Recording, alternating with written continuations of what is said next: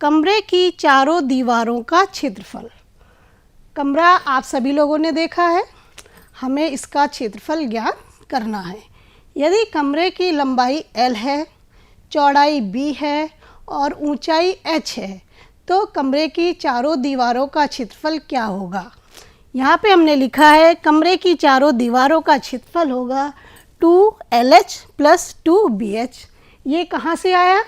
क्योंकि आपको पता है कमरे में 4 दीवारें होती हैं और आमने सामने की 2 दीवारें एक जैसी होती हैं, एक लंबाई में होती है और एक चौड़ाई में होती है। तो कमरे की दीवार कैसी होती है? आयताकार होती हैं। तो पहले हमने लंबाई वाली दीवार का क्षेत्रफल निकाल लिया। एक दीवार का क्षेत्रफल क्या होगा? लंबाई गुणा ऊंचाई। लेकिन हमारे पास एक जैसी कितनी दीवारें हैं? 2 दीवारें हैं। तो 2 दीवार होने के कारण ये हो गया 2LH + 2BH। इसी प्रकार चौड़ाई वाली जो 2 दीवारें हैं उनका क्षेत्रफल हो गया 2BH। अब हम इसमें ये देखते हैं कि इसमें कौन सी ऐसी चीज़ है जो दोनों में कॉमन है। तो 2H इसमें भी है और इसमें भी है, तो हमने 2H कॉमन ले लिया, तो ब्रैकेट के अंदर बचा हमारा L + B।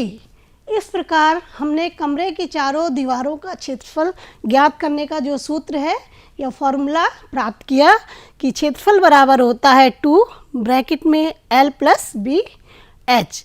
या अगर हम इसे हिंदी में लिखते हैं तो ये आ गया 2 ब्रैकेट में लंबाई + चौड़ाई गुणा ब्रैकेट बंद गुणा ऊंचाई। तो ये है हमारे कमरे की चारों दीवारों का क्षेत्रफल ज्ञात करने का सूत्र। यहाँ एक उदाहरण है। एक कक्षा कक्ष की लंबाई 11 मीटर है, चौड़ाई 8 मीटर है और ऊंचाई 5 मीटर है। कक्षा कक्ष के चारों दीवारों का क्षेत्रफल ज्ञात कीजिए। तो कमरे की चारों दीवारों का क्षेत्रफल ज्ञात करने का सूत्र आपको पता चल गया है। तो उस कक्षा कक्ष की लंबाई 11 मीटर, चौड़ाई 8 मीटर और ऊंचाई हमें दी है 5 मीटर।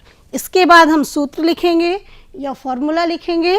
चारों दीवारों का क्षेत्रफल बराबर 2 ब्रैकेट में लंबाई + चौड़ाई ब्रैकेट बंद गुणा ऊंचाई। अब हमने इसके मान रखेंगे। 2 लंबाई है हमारी 11 मीटर प्लस चौड़ाई हमारी है 8 मीटर ब्रैकेट बंद और ऊंचाई हमने लिखी 5 मीटर। 11 और 8 को जोड़ने पर कितना आ गया? 19। और ये 10, 5 और 2 की गुणा करने पर ये हमें प्राप्त हुआ 10। और 10 और 19 को गुणा करने पर ये हमारा प्राप्त हुआ 190 वर्ग मीटर। अब है घन का संपूर्ण पृष्ठ। पहले हमने पढ़ा था घनाभ का संपूर्ण पृष्ठ, अब हम पढ़ेंगे घन का संपूर्ण पृष्ठ। घन और घनाभ में क्या अंतर है? घनाभ की लंबाई, चौड़ाई और ऊंचाई समान नहीं होती हैं। यदि हम घनाभ की लंबाई, चौड़ाई और ऊंचाई को समान कर दें तो वो हमारा क्या बन जाएगा? घन। तो देखिए यहाँ पर भी यही है, घनाभ की लंबाई, चौड़ाई और ऊंचाई समान होने पर वह घन बन जाता है। इसमें भी कितनी फलकें होती हैं? 6 फलकें होती हैं। सभी फलक वर्गाकार होती हैं, जबकि घनाभ में हमारी जो फलकें थी वो थी आयताकार और घन की सभी फलकें वर्गाकार होती हैं। सभी फलक क्षेत्रफल में समान होती हैं।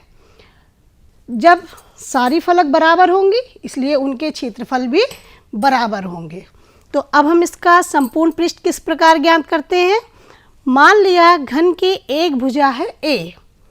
एक फलक का क्षेत्रफल क्या होगा? फिर वर्ग का क्षेत्रफल बराबर, आप पहले पढ़ चुके हैं कि वर्ग का क्षेत्रफल होता है भुजा का वर्ग। और जो हमारा घन है इसकी जो एक फलक है वो भी वर्गाकार है, इसलिए एक फलक का क्षेत्रफल बराबर हो गया भुजा का वर्ग।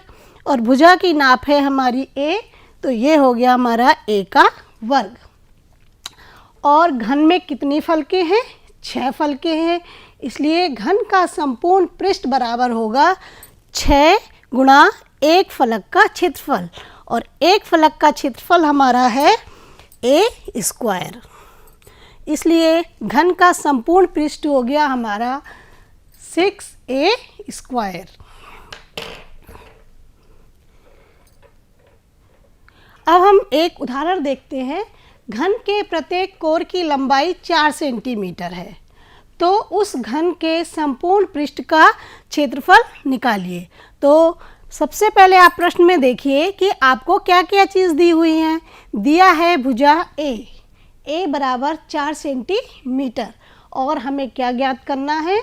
हमें ज्ञात करना है घन का संपूर्ण पृष्ठ, और इसका जो सूत्र होता है वो क्या होता है? घन का संपूर्ण पृष्ठ बराबर 6a²। ए क्या है इसमें? ए है इसमें भुजा या कोर की लंबाई। तो हम इसका जो है मान रखते हैं। ए का मान रखने पर 6 × 4 × 4, और इसको जब हम गुणा करते हैं तो ये हमारा उत्तर प्राप्त होता है 96 सेंटीमीटर²।